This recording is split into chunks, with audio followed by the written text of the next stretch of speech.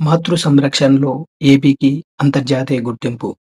Midwifery శిక్షణకు అత్యుత్తమ విధానం కింద ఇంటర్నేషనల్ కాన్ఫెడరేషన్ ఆఫ్ మిడ్‌వైఫ్స్ సంస్థ ఎంపిక చేసింది. మాతృత్వ ఆరోగ్య సంరక్షణలో వైద్య ఆరోగ్య శాఖకు అంతర్జాతీయ గుర్తింపు లభించింది.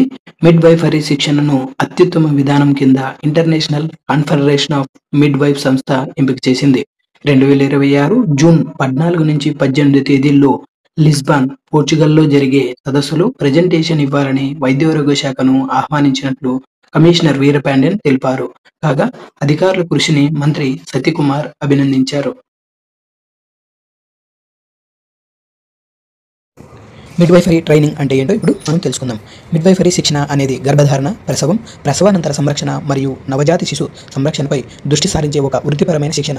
ఈ శిక్షణలో భాగంగా స్టాఫ్ నర్సులకు సాధారణ కాన్పులను ప్రోత్సహించేందుకు శిక్షణ ఇస్తారు. తెలంగాణ, ఆంధ్రప్రదేశ్లో ఈ శిక్షణ కేంద్రాలు ఉన్నాయి మరియు దీనికి సంబంధించిన డిప్లొమా లేదా పీజీ కోర్సులు అందుబాటులో ఉన్నాయి.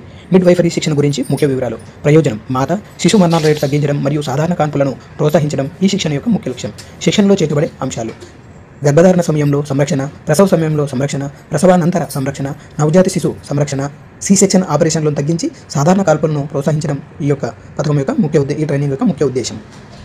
అర్హతలు: సాధారణ నర్సింగ్, బీఎస్సీ నర్సింగ్ తర్వాత ఈ శిక్షణ పొందవచ్చు. మిడ్‌వైఫరీలో 18 నెలల కోర్సు పూర్తి చేసిన అభ్యర్థులు ఉంటారు. శిక్షణ కేంద్రాలు: ఆంధ్రప్రదేశ్, తెలంగాణలో ఈ మిడ్‌వైఫరీ శిక్షణ కేంద్రాలు ఏర్పాటు చేయబడ్డాయి. ప్రభుత్వ ఆసుపత్రుల్లోని స్టాఫ్ నర్సులకు ఈ శిక్షణ ఇస్తున్నారు. ఆధునిక శిక్షణ: మిడ్‌వైఫరీ శిక్షణకు ఆధునీకరించిన భవనాలలో అందిస్తున్నారు. ఈ శిక్షణ కోసం ప్రత్యేక శిక్షణ కేంద్రాలు కూడా ఏర్పాటు చేయబడ్డాయి. ఈ శిక్షణ ద్వారా మిడ్‌వైఫరీ రంగంలో నిపుణులను తయారు చేస్తారు.